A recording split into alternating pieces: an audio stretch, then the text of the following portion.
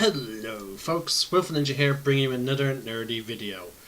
Today, since these are just my simple recording videos and I don't have to worry about hearing people, I decided to do things a little differently. My headset is actually currently not on, and it's not on my head, so therefore my voice may appear lower than the way it normally is. But today we are talking about the Ranger, the class that was made mostly famous thanks to Lord of the Rings. Now, the reason why I say Lord of the Rings made it famous is because, in my opinion, Lord of the Rings pretty much shows off how the characters, shows off some of the classes in D&D, like the stereotypes. The hobbits are a little bit more confusing. I could say they're rogues, Sam definitely being a cleric. But in terms of Aragorn, he fits the bill of a D&D 5e ranger. You know? And I've even have arguments about Legolas. Is he a ranger? Is he a fire? Is he a rogue? I personally say Legolas is a rogue. His stealth and speed being the reason. Now, don't get me wrong, Rangers and Fires can be dex builds. Again, it's just my personal opinion. But okay, folks.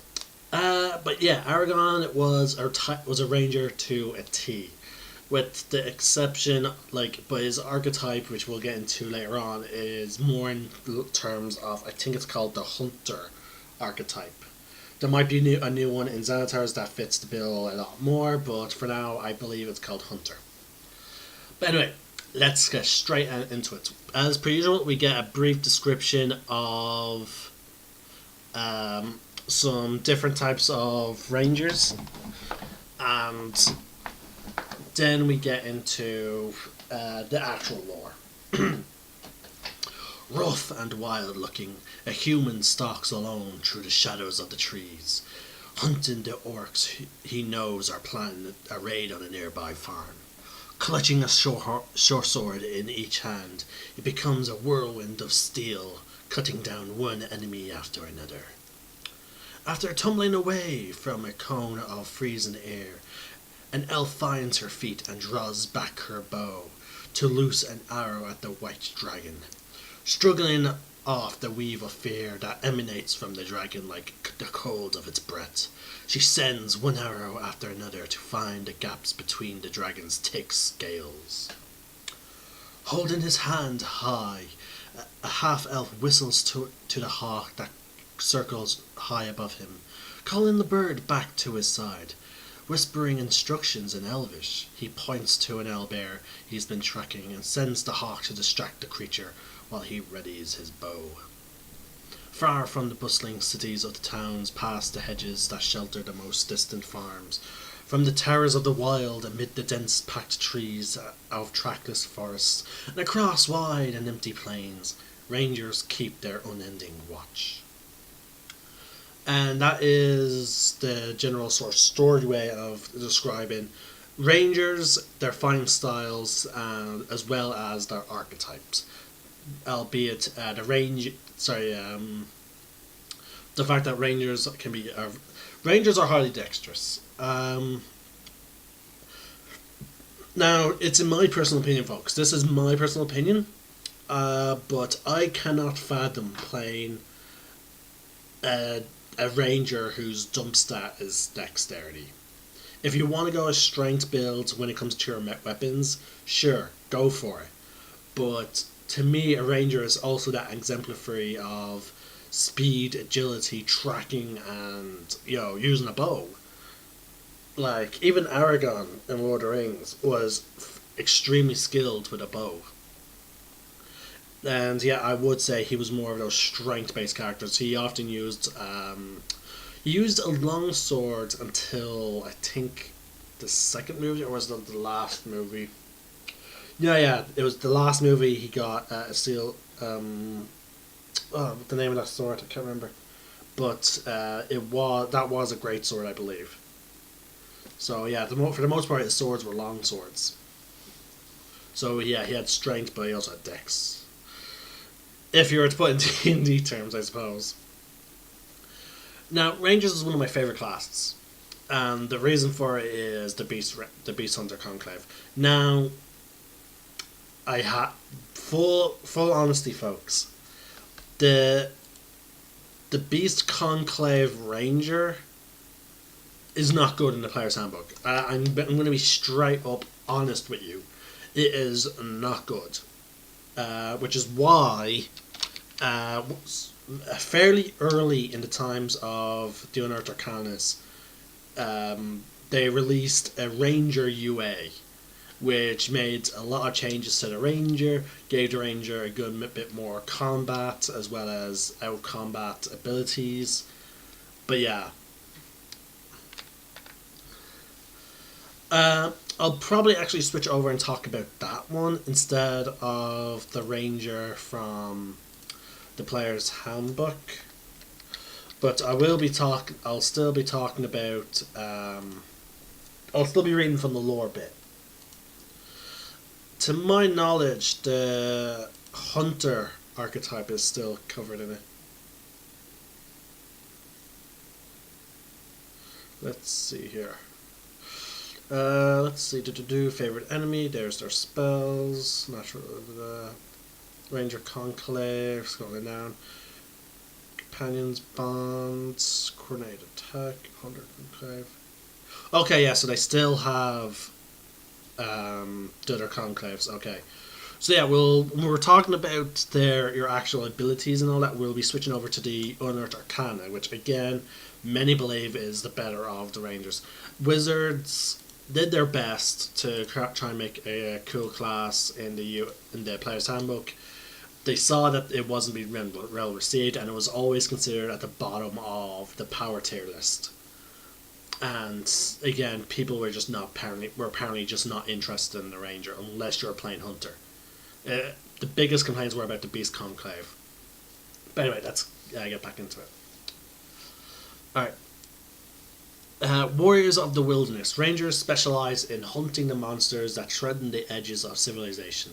Humanoid raiders, rampaging beasts and monstrosities, terrible giants and deadly dragons. They learn to track their quarry as a predator does, moving stealthily through the wilds and hiding themselves in the brush and rubble. Rangers focus their combat training on techniques that are particularly useful against their specific favourite foes.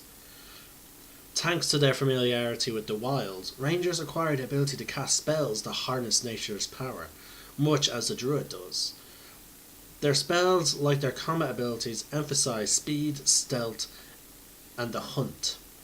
A Ranger's talents and abilities are honed with deadly focus on a grim task of protecting the borderlands. The next section is titled Independent Adventurers. Though a Ranger might make a living as a hunter, a guide, or a tracker, a Ranger's true calling is to defend the outskirts of civilization from the ravages of monsters and humanoid hordes that press in from the wild. In some places, Rangers gather in secretive orders to join forces with Judaic circles. Many Rangers, though, are independent almost to a fault, knowing that when a dragon or a band of orcs attacks, a Ranger might be the first and possible last line of defense. This fierce independence makes Rangers well suited for adventuring, since they are accustomed to a life far from the comforts of a dry bed and a hot bath. Faced with the city-bred adventurers who grouse and whine about the hearts of the wilds, Rangers respond with the next page, with a mixture of amusement and frustration, and compassion. But they quickly learn that other adventurers who can carry their own weight in a fight against civilization's foes are worth any extra burden. Coddled city folk might not know how to feed themselves or find fresh water in the wild, but they sure make up for it in other ways. Now we're going to do the creating and quick build first, and then we'll get into the UA.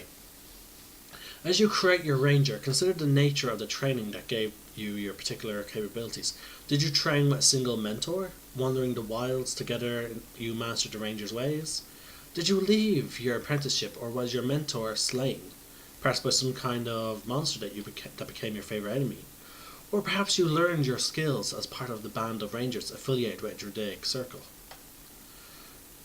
Trained in mystic paths as well as the wilderness lore, you might be self-taught, a recluse who learned combat skills, track and even magical connection to nature through the necessity of surviving in the wilds.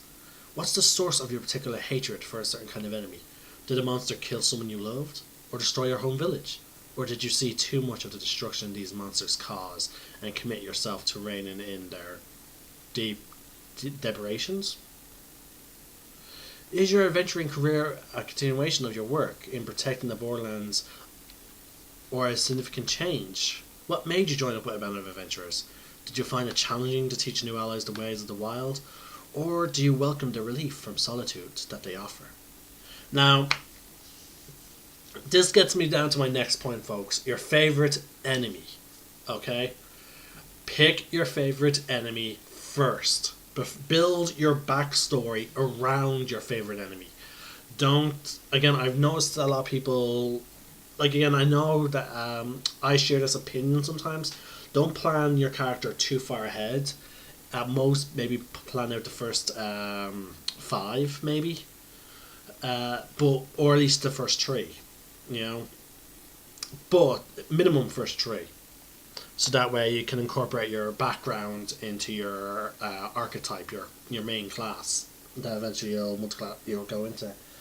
But for Ranger, it's simple at the fact that you should plan your Ranger out because your favorite enemy is a big part of who your character is. You know, and now again, I've seen many players who just pick their favorite enemy to be the creatures that they expect are going to run into most often. Like, you have no idea how often a player would pick a humanoid, and, you know, there's nothing in their backstory about why they do it. Not like they don't even come up with the explanation of, oh yeah, I'm a bounty hunter. They don't. They just say, like, my character, for example, had humanoid, but that tied into his back. Actually, no. Correction. My second choice was humanoids. My first choice was actually dragons. I talked with my DM about switching when I could take dragons, because of my particular backstory. But yeah, he accepted. Like, you know, I talked with my DM about my backstory, and, you know, he made solutions. So please plan out your backstory. Now, my character was a bounty hunter. He did it as a way of paying for his resources for when he was traveling looking for dragons. Yeah. But yeah, folks, just make sure you just plan ahead for your favorite enemy and incorporate it into your backstory. Now, the quick build for a ranger, folks. Now, this is where it gets important. Okay? You can make a ranger quickly by following these suggestions. Now, again, these are suggestions which I do follow. First, make dexterity your highest ability score, followed by wisdom. Some rangers who focus on 2-weapon fighting make strength higher than dexterity. Second, choose the Outlander background. Now, the Outlander background is really good because it stacks with a ranger's ability to find food and water. They mesh together and it's really good. It makes it so that your ranger is, like, when your group goes far away from cities. For example, if you're doing Tomb of Annihilation, a ranger with an Outlander background is just ridiculously powerful. And that is just because you'll be able to get food and drink. Now, when it comes to your dump stat, with a ranger, I would probably put it as, if I was to go with a strength build. Now, again, this is strictly if I'm going strength build.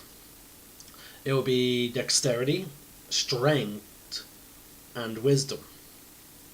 And then my dump stat would be charisma.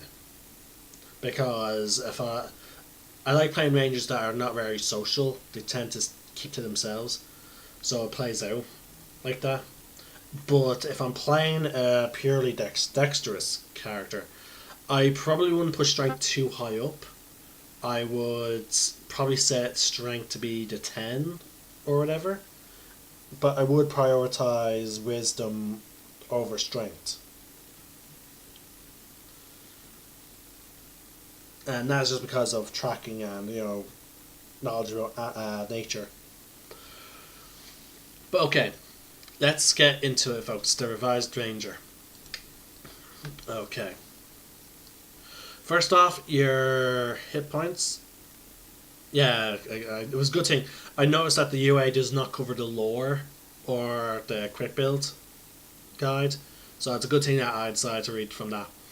Now, the UA, folks. Your hit points is still the same. It's 1d10 plus per ranger level.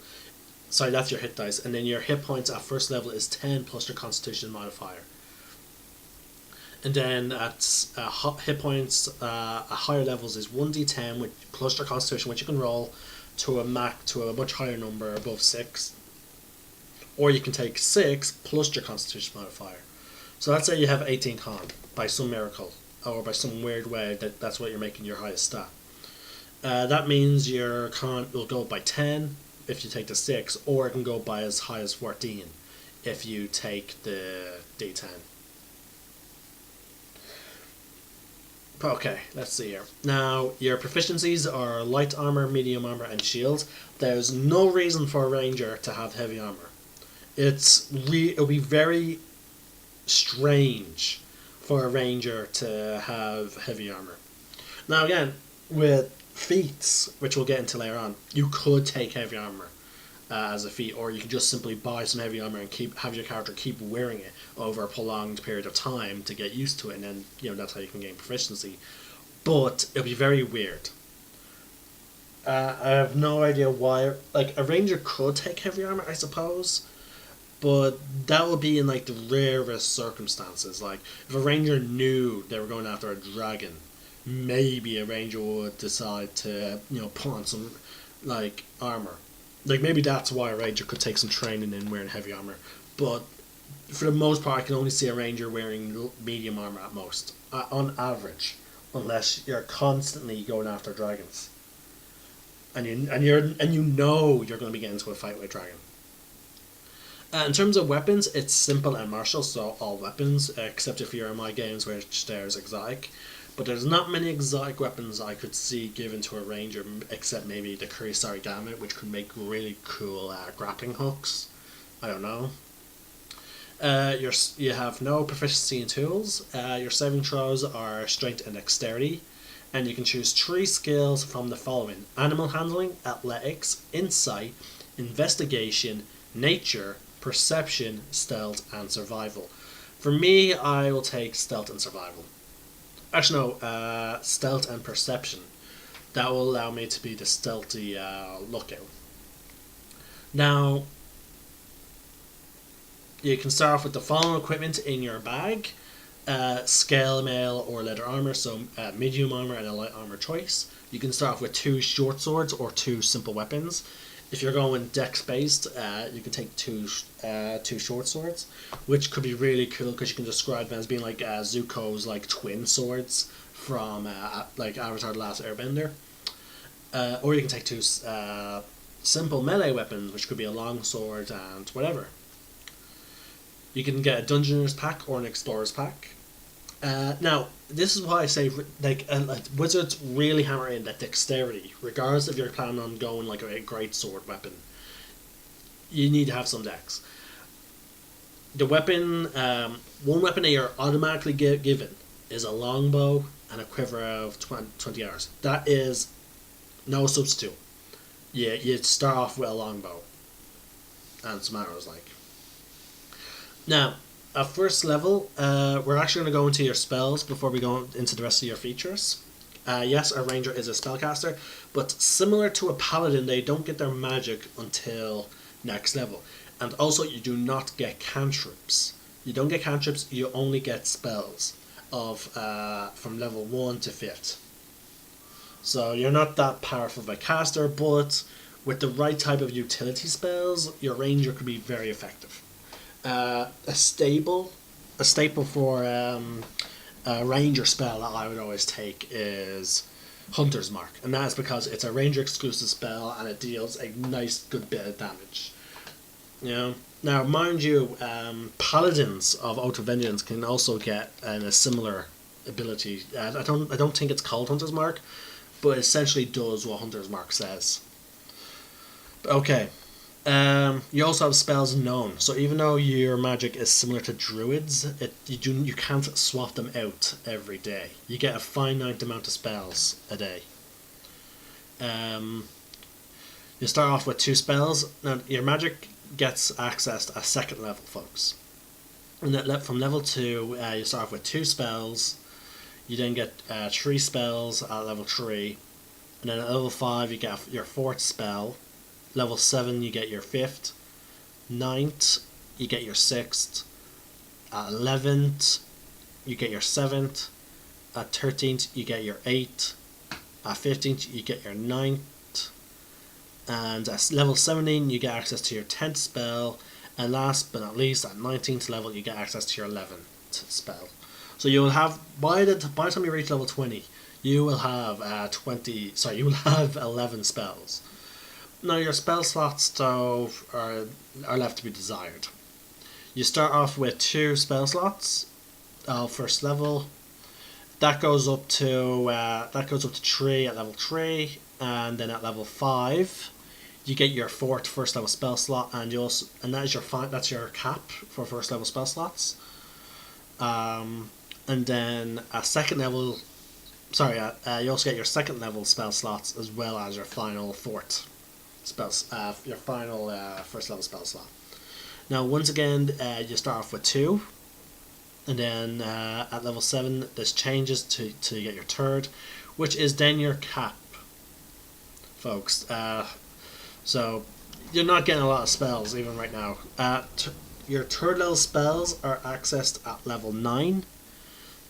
You start off with 2 spell slots for 3rd level, and then that goes up to 3, and your cap when you reach level 11, I believe. Let's see here. It's hard to read sometimes. Level 11. That's when you get your 3rd and final 3rd level spell slot. Your 4th level spells are accessed at level 13, and this breaks the chain of starting off with 2. With 4th level spell slots, you only get 1, which then at level 15 they go up to 2, and then at level 17 they go up to 3, and then that's your cap.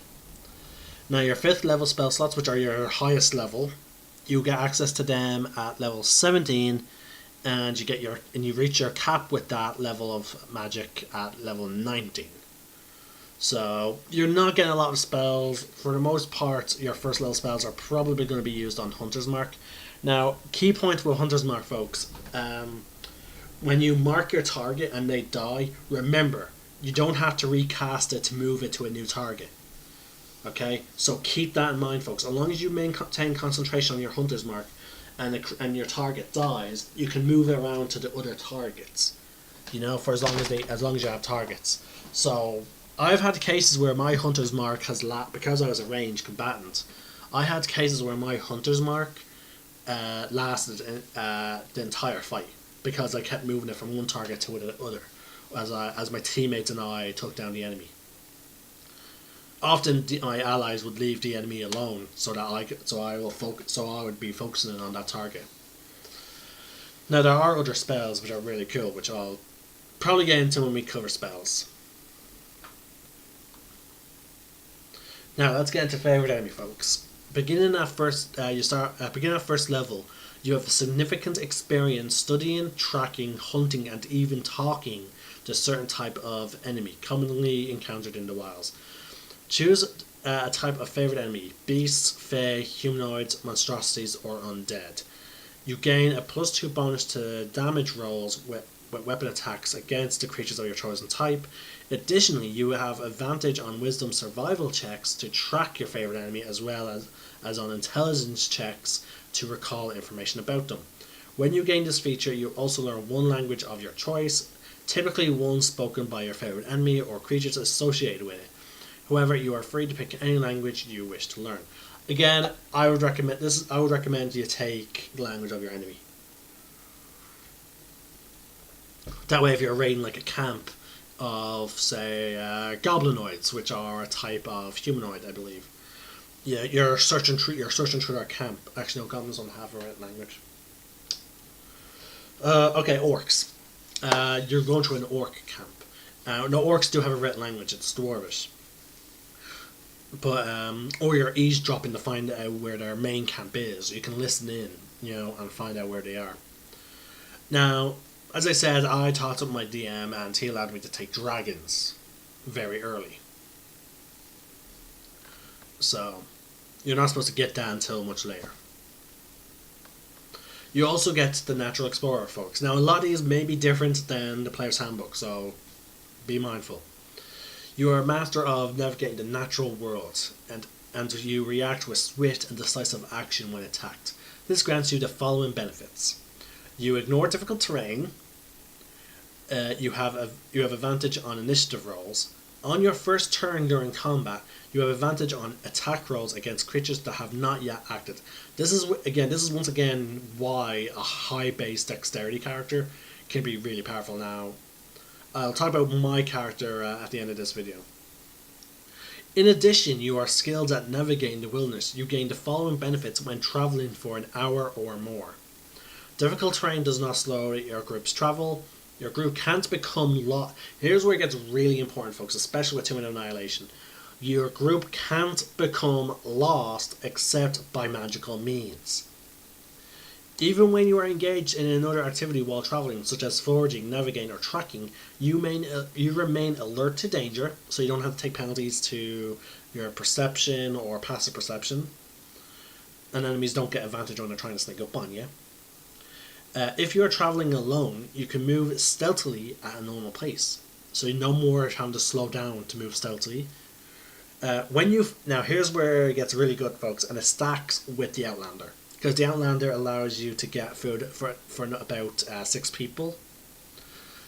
Here's where it gets really good. When you forage, you find twice as much food as you normally would. So if you have an Outlander and you normally find food food and water for 6 people, because of this feature, you would normally find food for 12 people. Now, often than not, I described that my player came back with, deer and whatnot, some wild game.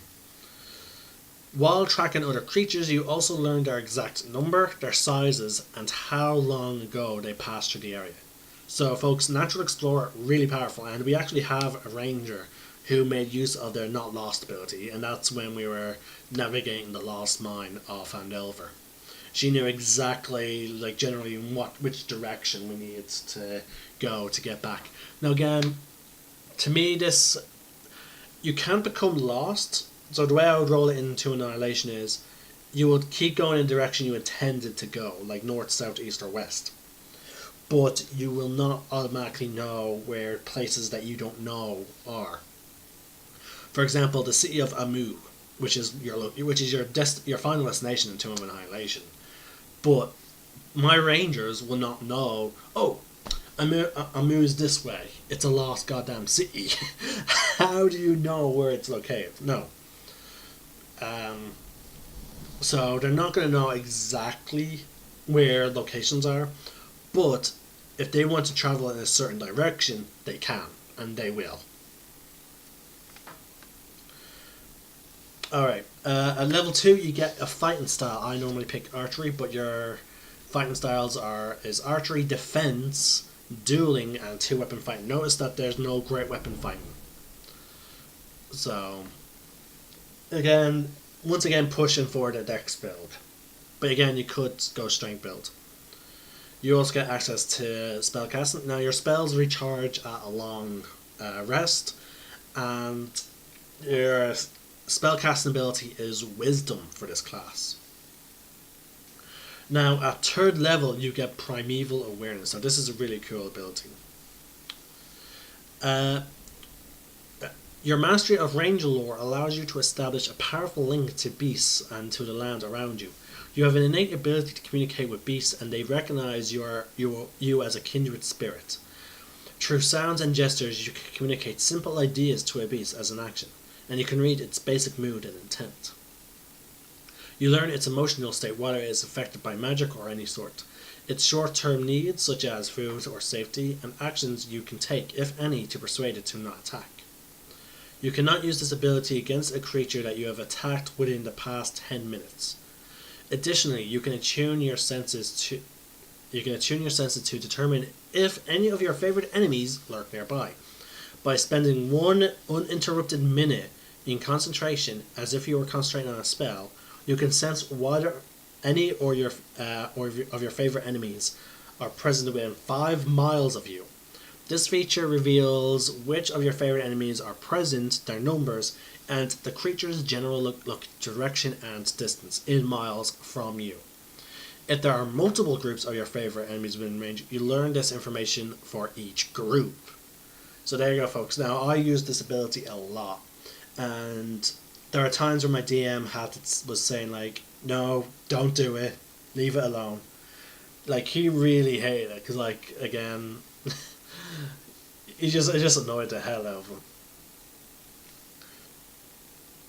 So let's see now. Third level, you get your Ranger Conclave, which is your archetype Hunter.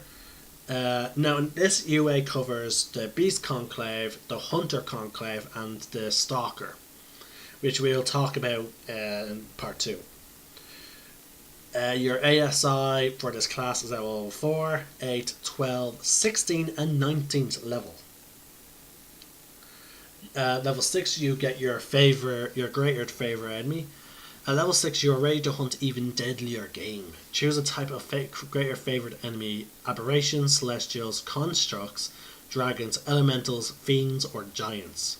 You gain all the benefits against the chosen enemy that you normally gain against a favorite enemy, including an additional language. Your bonus to damage rolls against your favorite enemies increases to +4.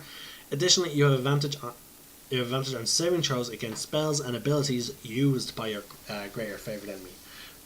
So I did not gain that. I did not gain all of that. I only get with my DM. I was only able to gain the dragon situation. That was it. I couldn't get the +4 or whatever, and that was understandable. 8th level, you also get Fleet of Foot. You can use the dash action as a bonus action on your turn, again helping you navigate much faster. By level 10, you have Hide in Plain Sight. Starting at 10th level, you can remain perfectly still for a long period of time to set up ambushes. When you attempt to hide on your turn, you can opt to not move on that turn. If you avoid moving, creatures that attempt to detect you take a -10 penalty to their wisdom perception checks until the start of your next turn. You lose this benefit if you move or fall prone, or either voluntarily or because of some external effect. Oh yeah, so if you move or fall prone. So even if an AoE spell forces you to move, you lose it. You are still automatically detected if any effect or action causes you to no longer be hidden. If you are still hidden on your next turn, you can continue to remain motionless and gain this benefit until you are detected. Now again, this only applies when you're not moving, which is now this is more of a setup scenario for your character, so you would be waiting to use this ability. Which is great. Like, it's especially handy when you're doing like lookout duty during a long rest, like with elves. After you do your meditative for 4 hours, you then take the shift for the rest of the night. You can hide up in a tree and remain motionless, and just keep an eye out. And enemies will not. Enemies will be very unlikely to detect you unless they get like a nat 20, which is actually not supposed to do anything outside of combat. Natural 20 outside of combat is supposed to do nothing. It's only in combat do natural 20s actually do something. Funny. Level 14, you get the feature Vanish. You can use the hide action as a bonus action on your turn. Also, you can't be tracked by non-magical means unless you choose to leave a trail. That is amazing.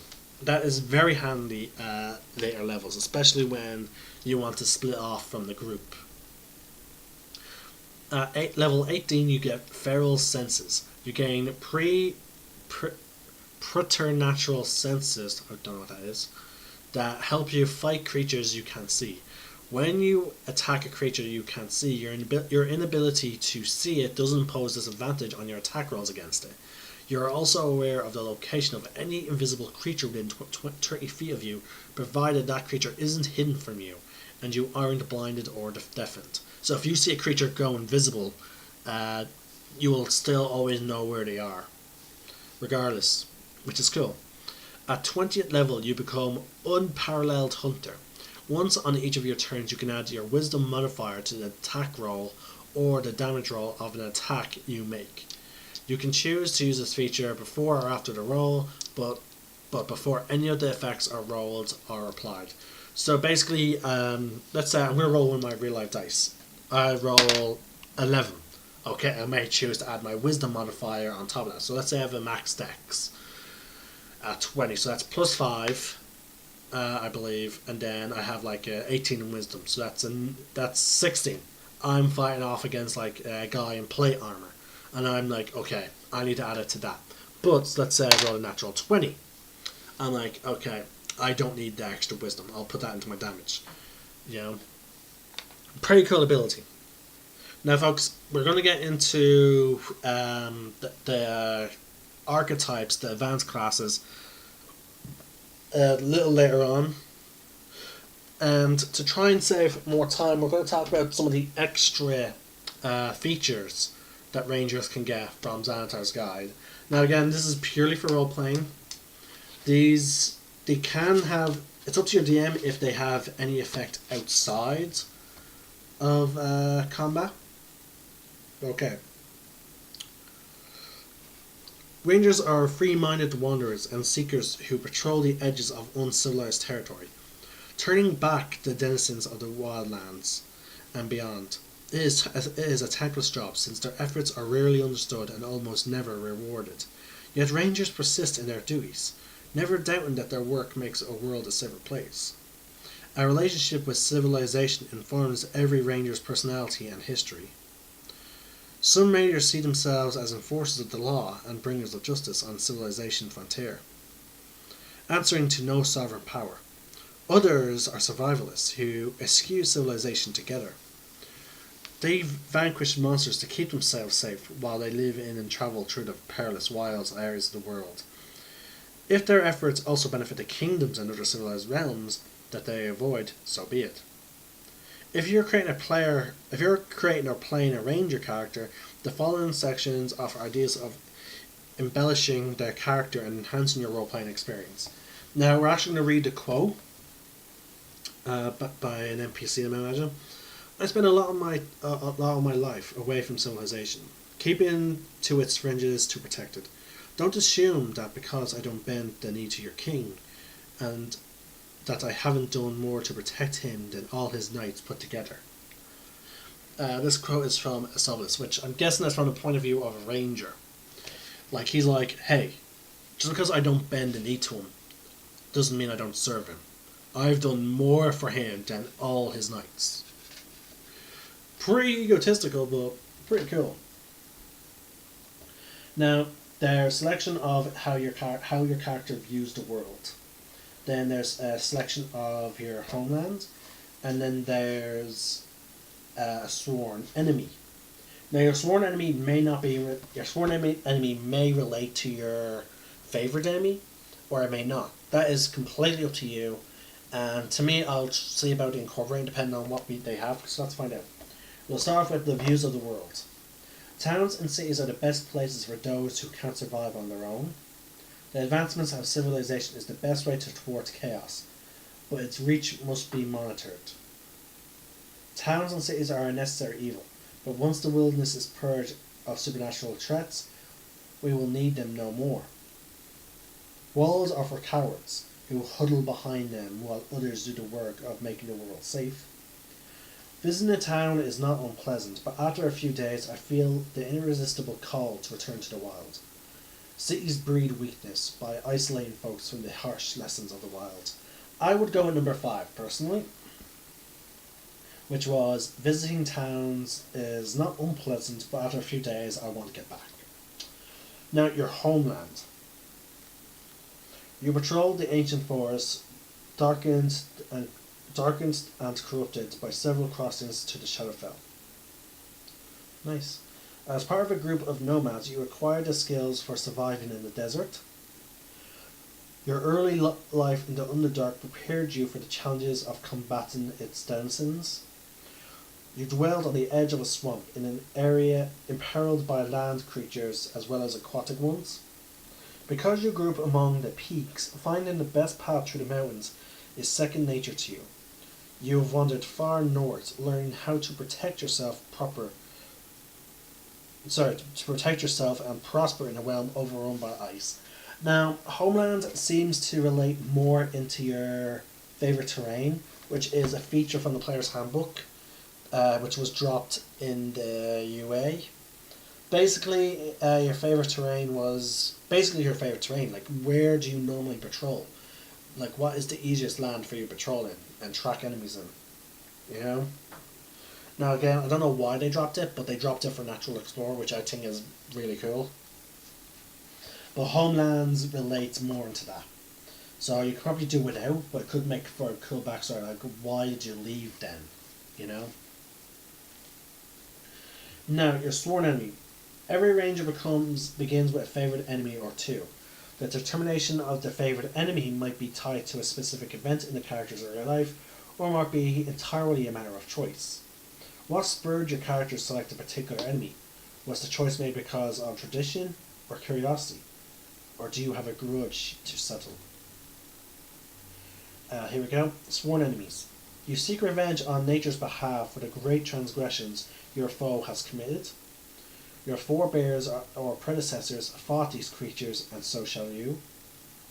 You bear no enmity towards your foe. You stalk such creatures as a hunter tracks down a wild animal. You find your foe fascinating, and you collect books and tales of histories concerning it. You collect tokens from your fallen enemies to remind you of each kill. You respect your chosen enemy, and you see your battles as a test of respective skills. Okay. There's a lot to work with there, especially in terms of your favourite enemy. I like how they don't give you any specifics. Like, it's just like what has your favorite. It seems like it more relates to the first choice, your first chance of getting favorite enemy, and which is good. So, like, if you pick humanoids, you could go by the transgressions towards nature. You know. But rangers are really fun. My ranger was a beast conclave. I had like a black wolf that I called Shadow. I was a dex built ranger. My DM actually created a really cool object for me. It was basically an acorn that would turn into a bow. It was really cool. I don't think it had any extra abilities. Actually, I might say about exporting that character. Let's see here, view all games. I hope that the DM did not get rid of it, because I would really like to get my character back. Yeah, he got rid of it. Oh well. But yeah, I multiclassed into, after travelling with a rogue for some time now, he took a homebrew class called Archaeologist, so I didn't get a chance to... So my character basically saw that, hey, my character's favourite enemy was dragons, as is well known. He had a hatred for dragons and Dragonborn and the like, but eventually his hatred towards Dragonborns lessened because he travelled with one. And he eventually began seeing that, okay, Dragonborns are just as good as any other folk. So he eventually came to accept them. And he would fight to the death to protect his Dragonborn allies. Now, he had PTSD. Now, me and my DM had a homebrew rule, where if my character saw a dragon, especially of the chromatic nature, I would have to roll a wisdom save. And if I fail it, my character would go berserk, and he would not care about his own safety. He will tell everyone to run while he takes care of this, and he will go attack the dragon. Now, eventually, as he travelled with this group, the DM ruled that my character is coming more and more to terms, and my character eventually was like, okay, I need to stop rushing into things. I need to take things slow. I need to make each of my shots be very precise in where they aim. So eventually I multiclassed into Rogue and I went Assassin. Now the DM and a lot of other players felt like that was a really cool choice because it was like a sense of my character, like with Assassinate, taking that extra careful aim. So they all liked it, and they liked how even with sneak attack itself, it was my character basically taking the extra time to take his shots and be more careful. But eventually, one player did not feel that way. He thought I was metagaming. He thought I made this build beforehand. But it was a really cool character, and all the Ranger's abilities, I also took the feats Sharpshooter and Keen Mind and Alert. Keen Mind or Alert, I can't remember which one it was, gave me also a +5 to my initiative. So my initiative was reaching the double digits very early. And then with Sharpshooter, I was dealing lots of damage and enemies did not have cover. And then with Keen Mind, I could read lips as well as get a huge bonus to my passive perception checks. My passive perception and my perception checks. Which, again, annoyed my DM because when my character was on watch, or when I said I look for something, or I keep an eye out for something, he's like, okay, roll a perception check, and I'll roll, boom. I would know things But yeah. So Rangers are really fun to build. They're amazing characters, and I highly recommend the Ranger. Now again, there are a couple of races that you could go very easily with. The most likely being an elf. Maybe not a high elf. Which I find funny now that I think about it, because the description of the arcane fighter would be more like the arcane archer from the fighter class from Xanathar's Guide. I'm surprised that is in the fighters class and not in the rangers class, since rangers are more adept at archery than fighters. But again, it's still cool. Elves have really cool really cool classes throughout all the books that Wizards released. Their wizards have the Blade Singer archetype, which in my world I allow other characters to have. Darren is such a character. He's a Blade Singer wizard, which is basically a wizard who is basically going into combat with swords. And then you have the Arcane Archer from Fighter. So it's really cool that there's some distinct elven classes. Now folks, that is it for part 1. I talked about my ranger.